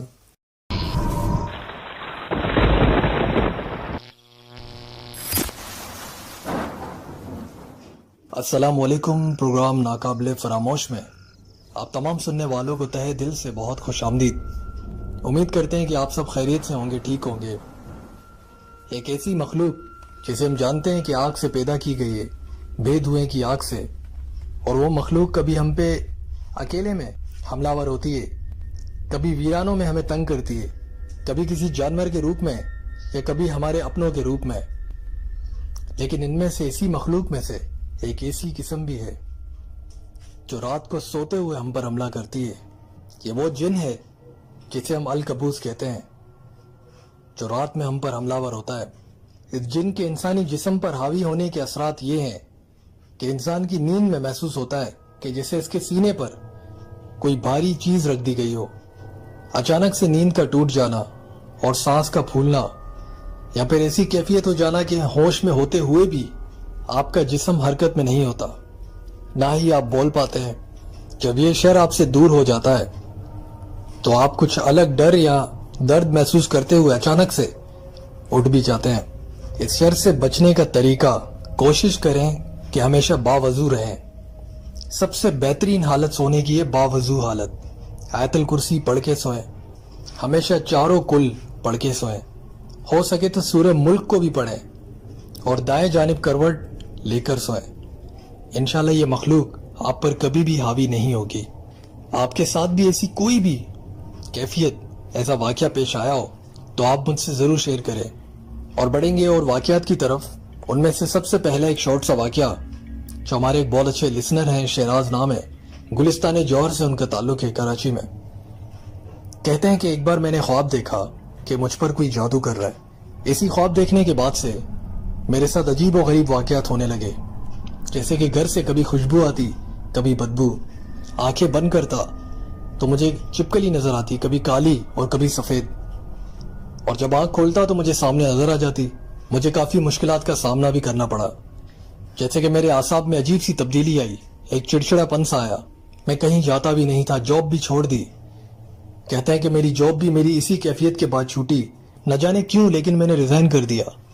اس کے بعد میری دوسری جاب بھی نہیں لگی. تعلیم اور گھر کے دیگر دوسرے اخراجات، یہ سب معاملات نے مجھے کافی گھیرے میں ڈال دیا. اللہ تعالیٰ شیراز بھائی کی غیبی مدد عطا فرمائے، اور تمام ایسے سننے والے اور تمام لوگ جو بھی کالے جادو کا شکار ہیں یا کسی آصف کا شکار ہیں، اللہ تعالیٰ ہم سب کو شفا کاملہ عطا فرمائے. آمین ثم آمین. اور اب بڑھتے ہیں ایک اور واقعے کی طرف. یہ واقعہ ہمارے ایک لسنر نے راول پنڈی سے ہمیں بھیجا ہے، جن کا نام ہے جیک واکر. کہتے ہیں کہ میری ایج 21 سال ہے. میں کافی لیٹ سوتا ہوں اور میں لیٹ سونے کا عادی ہوں. اور میں ایک اسٹوڈنٹ بھی ہوں اور موبائل ریپیئرنگ کی جاب کرتا ہوں. موبائل ریپیئرنگ کا کام میرا شوق بھی ہے. میرا کمرہ کافی بڑا ہے جہاں میں اکثر اپنے ریپیئرنگ کے موبائل گھر پہ بھی لے آ کے کام کرتا ہوں. اٹیچ باتھ روم بھی ہے. میری عادت ہے کہ میں صبح تک جاگتا رہتا ہوں اور رات میں اکثر اپنے کام بھی کرتا ہوں. اور اگر آدھی رات کو مجھے واش روم جانا ہوتا ہے تو میں لائٹ نہیں کھولتا واش روم کی، سیدھا چلے جاتا ہوں. اور پچھلے 1 سال سے میرے ساتھ کچھ عجیب و غریب واقعات ہو رہے ہیں. مجھے ایسا محسوس ہوتا ہے کہ جب میں واش روم میں جاتا ہوں تو میں اکیلا نہیں ہوتا، کوئی اور بھی میرے ساتھ ہوتا ہے. جب میں واش روم کی لائٹ جلاتا ہوں اچانک سے بھاگ کے تو دیکھتا ہوں کہ کوئی بھی نہیں. عجیب سا ڈر محسوس ہوتا ہے مجھے. ہمیشہ سوچتا ہوں کہ اگلی بار جب واش روم جاؤں گا اچانک سے تو لائٹ آن کر کے جاؤں گا، لیکن اس کے بعد پھر ایسے ہی ہو جاتا. جس کے فون کے سافٹ ویئر کرنے ہوتے تھے مجھے، وہ فون میں گھر لے کر آتا تھا اور رات کو ان کی ریپیئرنگ کرنے میں مصروف رہتا تھا. اب مجھے اس حد تک محسوسیت ہونے لگی کہ اس کا جینڈر بھی مجھے پتا چلنے لگا کہ یہ کوئی لڑکی ہے جو میرے ساتھ ہے. جو بھی ہے، کوئی فیمیل جنی یا کوئی ایسا ہے معاملہ. اس بات کو میں دعوے سے اس طرح کہہ سکتا ہوں، ایک لڑکی کی مجھے آواز آتی ہے جو میرا نام لے کے مجھے پکارتی ہے. اچانک سے میرا نام لے کے مجھے پکارا جاتا ہے. جیسے ہی کان سے ہینڈ فری نکالتا ہوں، ہیڈ فون وغیرہ نکالتا ہوں تو بالکل خاموشی ہوتی ہے. ہمارے بھائی کہتے ہیں کہ میری بہت ساری کالج کی فرینڈس ہیں جو لڑکیاں ہیں، اور میرے رشتہ داروں میں بھی جو پاکستان سے باہر ہیں، میں ان سے بھی بات کرتا ہوں. میری بہت ساری دوست ہیں جو فیمیل فرینڈس ہیں. میں نے یہ بات نوٹس کی کہ ایک ایک کر کے آہستہ آہستہ میرے فون سے خود بخود بلاک ہوتی جا رہی تھی، واٹس ایپ پر بھی اور مختلف ایپ پر. اور کچھ نمبرز بھی ڈیلیٹ ہو چکے تھے بالکل. میرے علاوہ میرا فون کوئی بھی استعمال نہیں کرتا، لیکن میں نے اس بات کو اگنور کیا. میرے دل میں ایک عجیب سا وہم بیٹھ گیا تھا. جب میں نہانے جاتا تھا تو مجھے ایسا محسوس ہوتا تھا کہ کوئی مجھے دیکھ رہا ہے. اس کی وجہ سے مجھے بڑی عجیب سی کیفیت ہوتی، شرم اور ڈر بھی لگتا. میں نے کسی سے بھی کبھی یہ بات شیئر نہیں کی. وقت گزرتا گیا آہستہ آہستہ. اب یہ معاملات یہاں تک پہنچ چکے تھے کہ جب میں سویا رہتا تھا تو مجھے اپنے سینے پر ایک وزن محسوس ہوتا اور ایسے لگتا جیسے کسی کا سر میرے سینے پر ہو. اب مجھے 100% یقین ہو گیا تھا کہ ضرور کوئی لڑکی، کوئی فیمیل جن میرے پیچھے ہے، کوئی چڑیل ہے. جیسے ہی مجھے محسوس ہوتا میرے سینے پر کچھ ہے میں ہٹانے لگتا تو ایک دم سے غائب ہو جاتا، اور ایک بار تو میں نے اسے ٹچ کر کے محسوس بھی کیا۔ جب وہ کھل کے اپنی موجودگی کا احساس دلانے لگی، وہ مجھے کسی بھی لڑکی سے بات نہیں کرنے دیتی تھی۔ جب میں گھر سے باہر جاتا تھا تب مجھے ایسا کچھ بھی محسوس نہیں ہوتا، لیکن جیسے ہی میں اپنے کمرے میں داخل ہوتا تھا تو کہیں بھی جاؤں ایسے لگتا ہے کہ وہ چیز میرے پیچھے آ رہی ہے۔ قدموں کی آہٹ، کسی کی موجودگی کا احساس، یہ مجھے ہو جاتا تھا۔ جب یہ معاملات حد سے بڑھ گئے تو میں نے ایک صاحب علم شخص سے رابطہ کیا۔ میں نے ایک بہت ہی پہنچے ہوئے پیر کو بلایا۔ پہلے ان سے رابطہ کیا، اس کے بعد وہ میرے ساتھ میرے گھر آئے۔ وہ گھر آئے، گھر کا جائزہ لیا، گھومے آگے پیچھے تمام کمروں میں۔ اس کے بعد وہ واش روم گئے۔ میں نے اسے پوری بات بتا دی تھی۔ واش روم سے نکلتے اس نے کہا کہ ایک ایسی گندی مخلوق تمہارے گھر میں بستی ہے، ایک جنی چڑیل ہے جس کی شکل اتنی بھیانک ہے کہ اگر تم اسے دیکھ لو تو تمہاری وہیں موت واقع ہو جائے گی۔ اس پیر صاحب نے میرا علاج شروع کیا، دم وغیرہ کیا اور کچھ وظائف دیے پڑھنے کو، اور ان پیر صاحب نے کہا کہ تم 3 بار میرے پاس اور بھی آنا، یہ مخلوق بہت بری ہے، بہت ہی بدصورت ہے اور بہت ہی گندی ہے، یہ تمہیں نقصان بھی پہنچا سکتی ہے۔ تم اس واش روم کو استعمال کرنا چھوڑ دو۔ تم اسی واش روم میں نہاتے تھے اور اچھا ہوا کہ تم نے رابطہ بھی کیا۔ پیر صاحب نے کہا کہ اس کے بعد علاج شروع ہوا، آہستہ آہستہ بہت فرق پڑا۔ میں نے اس واش روم کو استعمال کرنا چھوڑ دیا اور گیٹ کے ساتھ ایک دکان بھی کھول دی تھی موبائل ریپیئرنگ کی، اور میں اپنے کاموں میں مصروف رہا۔ پیر صاحب کی وجہ سے بہت معاملات حل ہوئے۔ اب مجھے نہ ہی ہمارے گھر میں وہ محسوس ہوتی ہے۔ کہتے ہیں کہ اللہ کا شکر ہے کہ میں نے اس مخلوق کو آج تک کبھی دیکھا نہیں۔ اگر میں دیکھ لیتا، اور جس طرح پیر صاحب نے مجھے بتایا کہ اگر تم دیکھ لیتے تم برداشت نہیں کر پاتے، کیونکہ وہ بہت ہی گندی تھی۔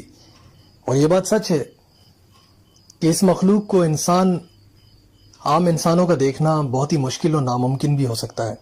یہ انبیاء کرام کی شان ہے، وہ دیکھ سکتے ہیں ان کو اصلی حالت میں۔ یہ تھا واقعہ راول پنڈی سے۔ ہمارے ایک بہت اچھے لسنر، انہوں نے ہم سے شیئر کیا، بہت شکریہ۔ امید ہے کہ اس واقعے سے تو کم از کم ہم نے بہت زیادہ نصیحت حاصل کی ہوگی کہ جب بھی واش روم جائیں، واش روم جانے کی دعا ضرور پڑھیں۔ مسجد میں برے جنات بے شک نہیں آتے، لیکن مسجد کے واش روم میں جنات ضرور ہوتے ہیں۔ اسی لیے ہمارے دین میں مسنون دعائیں ہیں جو ہمیں ہر وقت پڑھنی چاہیے۔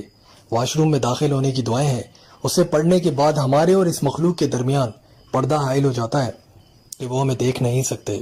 اپنے بچوں کو یہ چھوٹی چھوٹی چیزیں سکھائیں۔ اور اب بڑھتے ہیں ایک اور واقعے کی طرف۔ یہ واقعہ DHA میں ایک چوکیدار نے ہم سے شیئر کیا۔ اپنا نام نہیں بتانا چاہتے، کہتے ہیں کہ میں ایک بنگلے میں چوکیدار ہوں۔ باہر ایک خیمہ لگا ہوا ہے گیٹ کے بالکل ساتھ، اور جس کے بنگلے پر میں چوکیدار ہوں وہ ایک سیاستدان ہے، لیکن میں نام اور مزید تفصیلات نہیں بتانا چاہتا۔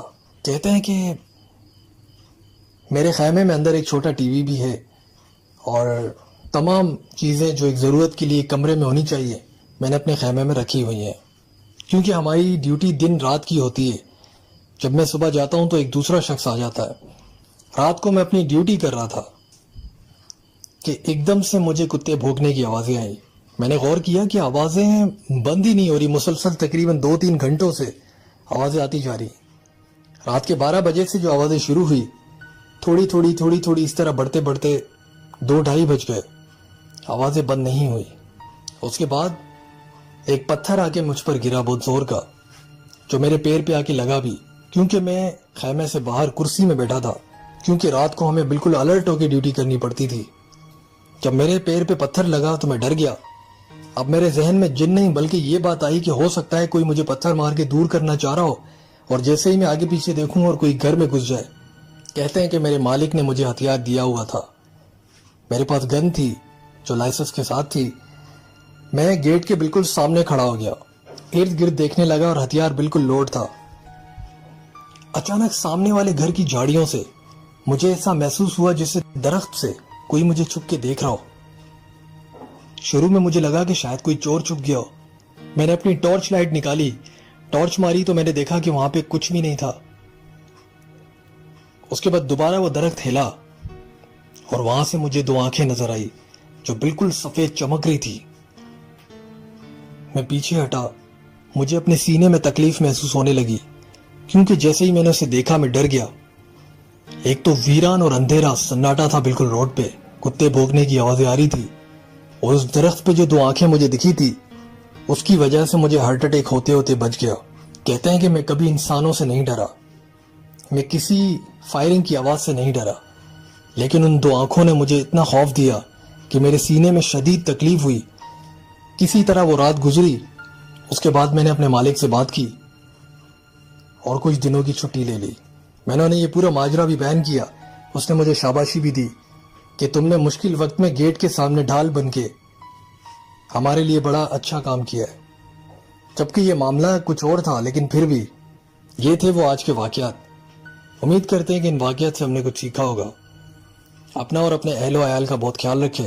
نئے آنے والے دوستوں سے گزارش یہ ہے کہ میرے چینل کو سبسکرائب ضرور کیجیے گا اور کامنٹ کر کے اپنی خوبصورت رائے سے ہمیں آگاہ کیجیے گا۔ طہارت کی حالت میں رہیں، اپنا بہت خیال رکھیں۔ اللہ حافظ، اللہ نگہبان۔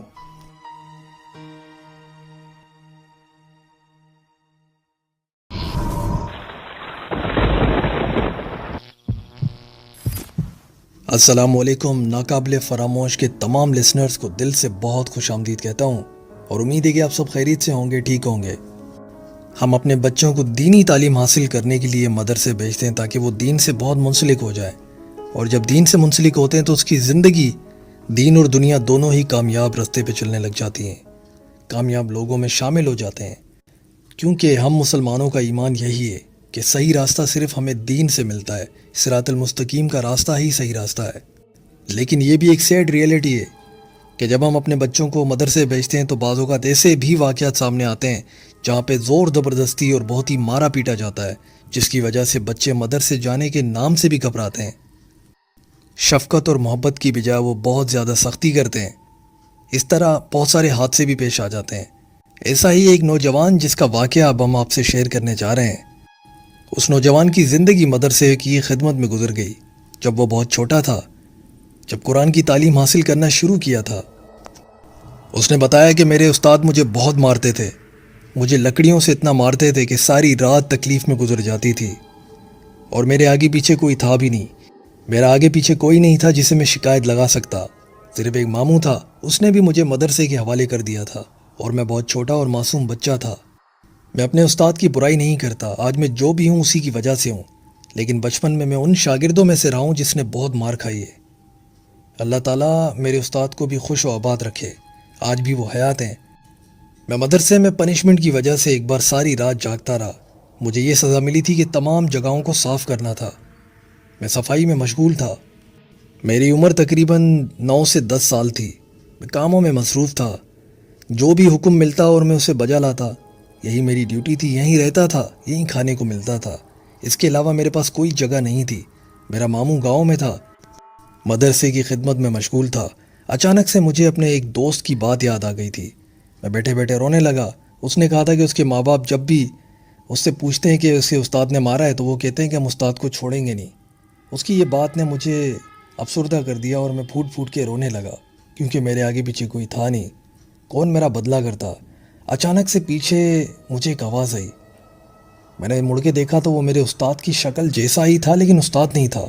اس نے کہا کہ گھبراؤ مت، ادھر آؤ بیٹا۔ اس نے مجھے اپنے پاس بٹھایا۔ اس نے کہا کہ تمہیں سبق یاد کیوں نہیں ہوتا؟ تو میں نے کہا استاد مجھے بہت ڈر لگتا ہے استاد سے، جو میرے پڑھانے والے استاد ہیں وہ مجھے مارتے ہیں بہت۔ تو اس نے کہا کہ میں تمہیں رات کو یاد کروا دیا کروں گا، تم ڈرو مت۔ ہمارے بھائی کہتے ہیں کہ وہ لمحات، وہ زندگی کی میں آج تک نہیں بھولا۔ جب رات کو صفائی کرنے میں مشغول تھا تو جب یہ اچانک سے ایک شخص نمودار ہوا، اس نے اچانک سے مجھے بٹھا کر اس نے کہا کہ سب سے پہلے وضو کرتے ہیں۔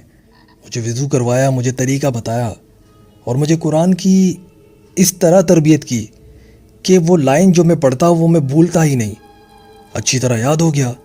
جب پڑھائی کے دوران استاد نے مجھ سے پوچھا تو میں نے اسے تمام سبق بتا دیا۔ وہ حیران ہو گیا کہ جس پر تمہیں اتنی بڑی سزا ملی تمہیں یاد کیسے ہو گیا، جبکہ میں نے تمہیں دوبارہ یہ چیز نہیں بتائی، تم نے خود کیسے یاد کر لیا؟ میں نے کہا کہ استاد میں نے رو رو کے پڑھائی کی اور مجھے یاد ہو گیا۔ اس طرح آہستہ آہستہ روز وہ شخص میرے پاس آتا اور مجھے قرآن سکھاتا اور مجھے یاد ہو جاتا۔ نہ جانے کس طرح مجھے یاد ہو جاتا، یہ میں خود بھی اس چیز کو آج تک نہیں سمجھا، لیکن ایسی ایک برکت پیدا ہوئی تھی میرے پڑھنے میں وہ تہجد کا یا فجر کے پہلے کا وقت ہوتا، میں پڑھتا رہتا اور اس کے بعد مجھے اچھی طرح یاد ہو جاتا۔ روز وہ شخص آ کے مجھے پڑھاتا تھا اور چلے جاتا تھا۔ آخر میں وہ شخص مجھے یہی کہتا تھا کہ تم صبر سے کام لیا کرو، تم ابھی بچے ہو، تم استاد کے کہنے میں چلو، لیکن تمہیں ڈرنے کی کوئی ضرورت نہیں ہے، اللہ تعالیٰ ہمارے ساتھ ہے۔ کہتے ہیں کہ جب میرا قرآن مکمل ہوا اس کے بعد وہ شخص کبھی بھی نہیں آیا۔ اب آہستہ آہستہ مجھے بھی شعور آنے لگا تھا، تو میں نے اپنے استاد سے پوچھا کہ وہ جو آپ جیسے دکھتے ہیں آپ کے بھائی ہیں کیا؟ تو استاد نے کہا کہ کون؟ تو میں نے اپنے استاد سے کہا کہ ایک شخص رات کو روز آتا ہے قرآن پڑھانے کے لیے، آپ ہی کی طرح دکھتا ہے لیکن وہ آپ سے تھوڑا لمبا ہے اور اس کا چہرہ زیادہ چمکتا ہے، اس کی داڑھی بھی بہت خوبصورت ہے اور بالکل سفید داڑھی ہوتی ہے اس کی، لیکن وہ شخص آپ سے زیادہ نرم مزاج ہے، آپ غصہ کرتے ہیں وہ غصہ نہیں کرتا۔ یہ سن کر میرے استاد کافی پریشان ہوئے۔ اس نے تمام اپنے بڑے شاگردوں سے اور وہاں کے جو اس مدرسے کے جو ذمہ داران تھے ان سب کو طلب کیا اور ان سے باتیں کی کہ یہ بچہ کیا کہہ رہا ہے۔ میرے ساتھ جو لڑکے سوتے تھے انہوں نے بھی اس کی تصدیق کی کہ ہاں استاد، ہم نے بھی دیکھا ایک شخص سے یہ قرآن سیکھ رہا ہوتا ہے۔ یہ تمام باتیں سننے کے بعد کہتے ہیں کہ میرے استاد نے مجھ سے معافی مانگی۔ خیر، میں اپنی زندگی کے ایسے ایسے واقعات اور ایسے ایسے لمحات وہاں گزارے، تکلیف بھی اٹھائی۔ بن ماں باپ کے پلنے والے بچوں کے لیے یہی تکلیفیں ہوتی ہیں، انہیں برداشت کرنا پڑتا ہے۔ کہاں تو معمولی سی تکلیف میں بھی ماں کے آنسو آ جاتے ہیں، بچوں کو گلے لگا لیتی ہیں، لیکن کہیں پہ اتنا زیادہ مار کھانے کے بعد بھی کوئی بچانے والا نہیں ہوتا۔ ہمارے بھائی کہتے ہیں کہ ان تمام سننے والوں کے لیے ایک بہت بڑی نصیحت ہے، اور میں التماس کروں گا دلی کہ بھائی اپنے ماں باپ کا بہت خیال رکھیں، ان کی قدر کریں، ان کی خدمت کریں۔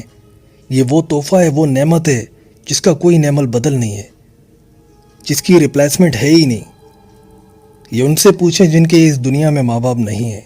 ہمارے بھائی کہتے ہیں کہ جب وہ شخص جس نے مجھے قرآن سکھایا جب اس نے آنا بند کر دیا تو آہستہ آہستہ مجھے بھی سمجھ آنے لگا کہ جب وہ مجھے سکھاتا تھا تو اس سے خوشبو کیوں آتی تھی، اور جب وہ چلتا تھا تو اس کے قدموں کی آواز بھی نہیں آتی تھی، گویا وہ اڑ رہا ہو۔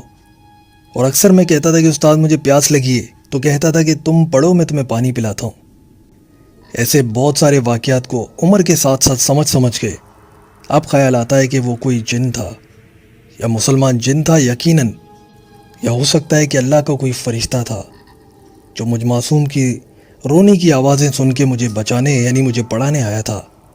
آپ تمام سننے والوں سے یہ مؤدبانہ گزارش ہے، قرآن پڑھیں، قرآن کی تعلیم کو اپنے اندر ہی محدود نہ کریں، اپنی زندگی میں عمل پیرا ہوں، دوسروں کو بھی سکھائیں اور کوشش کریں کہ تقویٰ کے ساتھ زندگی گزاریں۔ اور جتنے بھی وہ نوجوان اور وہ نوجوان لڑکیاں جو اپنے والدین سے ناراض ہیں کسی بھی بات پر، ابھی جائیں اور ان کے گلے لگیں، ان سے گلے ملیں، اس نعمت کا شکریہ ادا کریں اللہ تعالیٰ سے، اور تمام اپنے گلے شکوے دور کریں، چاہے آپ اپنے بھائی بہنوں سے ناراض ہو یا اپنے والدین سے۔ بہت شکریہ۔ اور اب بڑھتے ہیں ایک اور واقعے کی طرف، اور یہ واقعہ جو میں آپ سے گوش گزار کرنے جا رہا ہوں، ہماری ایک بہت اچھی لسنر ہے، ہماری بہن نے ہم سے شیئر کیا، اس شرط کے ساتھ کہ وہ اپنا نام نہیں بتانا چاہتی، اور آپ تمام سننے والوں کی پرائیویسی کا خیال ہم اپنی جان کی حفاظت کی طرح کرتے ہیں۔ ہماری بہن کہتی ہیں کہ کچھ مہینے پہلے ہم مری گئے تھے اور ہم نے ایک ہوٹل میں کمرہ بک کروایا تھا جس کا نظارہ انتہائی خوبصورت تھا۔ رات کو ہم ہوٹل کے گارڈن میں باہر بیٹھے ہوئے تھے، آپ ہی اور بھائی کافی تھکے ہوئے تھے جس کی وجہ سے وہ سونے کے لیے اپنے کمرے میں چلے گئے۔ میں اپنے نیفی کے ساتھ کھیل رہی تھی، رات کے تقریباً 11 بج رہے تھے۔ ہماری بہن نے کہا کہ اب ہم بھی جب اپنے کمرے میں چلے گئے، اور کمرہ کافی بڑا تھا، اس کمرے میں داخل ہوتے ہی مجھے شروع سے ہی یہ احساس ہوا جیسے یہاں پہ کوئی غیر مرئی مخلوق بستی ہو، عجیب سی محسوسیت ہو رہی تھی اس کمرے میں مجھے۔ خیر اس کے بعد میں اپنی بھانجی کو لے کے لیٹ گئی۔ اب لیٹنے کے بعد مجھے عجیب سا احساس ہوا، ایسے لگا جیسے میری دوسری بھانجی چھوٹی والی وہ رو رہی ہو آہستہ آہستہ، اس کے رونے کی آواز سرسری سی آ رہی تھی۔ تو میں نے سوچا کہ آپ ہی سو رہی ہے، ہو سکتا ہے اسی لیے وہ رو رہی ہو، بچی ہے ڈر گئی ہوگی۔ تو میں نے چاہا کہ اٹھ کے اسے چپ کرا لیتی ہوں۔ کافی دیر گزر گئی، نہ آپ ہی اٹھی اور نہ ہی اس کی آواز ختم ہوئی۔ کافی دیر گزر جانے کے بعد بھی آپ ہی نہیں اٹھی۔ جس بانجی کا ذکر کر رہی ہوں اس کا نام اریبہ ہے۔ اس بچی کی آواز مستقل آنے لگی اور نہ ہی آپ ہی کی آواز آ رہی تھی، تو مجھے لگا آپ ہی اب تک سو رہی ہے وہ بچی ڈر گئی ہوگی۔ تو میں اٹھی، اس کے بعد میں نے لائٹ جلائی تو بھائی اٹھ گئے۔ بھائی نے کہا خیریت تو ہے؟ میں نے کہا اریبہ کو چپ کرائیں بھائی، وہ رو رہی ہے۔ تو بھائی نے کہا کہ خیریت ہے، وہ تو سو رہی ہے۔ یہ دیکھ کے میں بھی حیران ہو گئی کہ اریبہ سو رہی تھی۔ آپی بھی اٹھ گئی۔ آپی نے کہا کہ بچی تو سو رہی ہے۔ حیرت کی بات تو یہ تھی کہ پھر وہ آواز کس کی تھی، اور جو شروع میں کمرے میں داخل ہوتے ہی مجھے ایک عجیب سی محسوسیت ہوئی تھی کہ جیسے یہ کمرہ بھاری ہو، یعنی آصف زدہ ہے، یہاں پہ کوئی تو اور بھی ہمارے سوا بستا ہے، کوئی ایسی مخلوق جسے ہم دیکھ نہیں سکتے۔ ہماری بہن کہتی ہیں کہ میرے بھائی نے کہا کہ تم شاید خواب دیکھا۔ ہماری بہن کہتی ہیں کہ میرے بھائی نے کہا کہ شاید تم نے کوئی خواب دیکھا ہو، لیکن میں تو سوئی ہی نہیں تھی، خواب کیسے دیکھتی؟ بہرحال میں نے اسے کوئی بحث بازی نہیں کی، بلکہ خاموشی سے لیٹ گئی۔ اور اس کے بعد بھی مجھے سرسری سی آواز آنے لگی۔ اب میں سمجھ چکی تھی کہ یہ بات کچھ اور ہے۔ میں نے اپنے موبائل میں آہستہ سے تلاوت لگائی، کان کے پاس رکھ کے لیٹ گئی۔ فجر کی آذانوں تک وہ آواز آتی رہی، آذانوں کے بعد وہ آواز آنا بند ہو گئی۔ یہ وہ شورٹ سا واقعہ تھا جو ہماری بہن نے ہم سے شیئر کیا، اور کہتی ہیں کہ میرے ساتھ بچپن سے ہی کوئی مخلوق ہے، جس بات کا میرے گھر والوں کو بھی علم ہے، اور وہ الگ الگ روپ میں ہمارے سامنے آتی ہے۔ وہ مخلوق میل ہے یا فیمیل مجھے نہیں پتا، لیکن وہ میرے ساتھ نماز بھی پڑھتی ہے۔ وہ جو بھی ہے ہمیں نقصان نہیں پہنچاتی، البتہ ہمارے گھر میں رہتی ہے، لیکن کون ہے یہ مجھے نہیں پتا۔ اللہ تعالیٰ ہم سب کو ہمیشہ محفوظ رکھے، اپنی پناہ میں رکھے، حفاظت میں رکھے، آمین ثم آمین۔ تمام سننے والوں سے یہ معتبانہ گزارش ہے، نماز 5 وقت کی پڑھنے کی کوشش کریں۔ میرے لیے بھی دعا کریں کہ میں 5 وقت کا نمازی بن جاؤں، اور سیدھے راستے یعنی صراط المستقیم کے راستے پہ چلنے کی اللہ تعالیٰ ہم سب کو توفیق عطا فرمائے، آمین ثم آمین۔ خوش رہیں، آباد رہیں۔ اسی کے ساتھ اجازت چاہتا ہوں، انشاءاللہ پھر ملاقات ہوگی نئی کہانیوں کے ساتھ۔ آپ تمام سننے والوں سے گزارش ہے کہ میری ان ویڈیوز کو شیئر کر کے مجھے سپورٹ کریں، لائک کے بٹن کو دبانا مت بھولیے گا۔ بہت شکریہ۔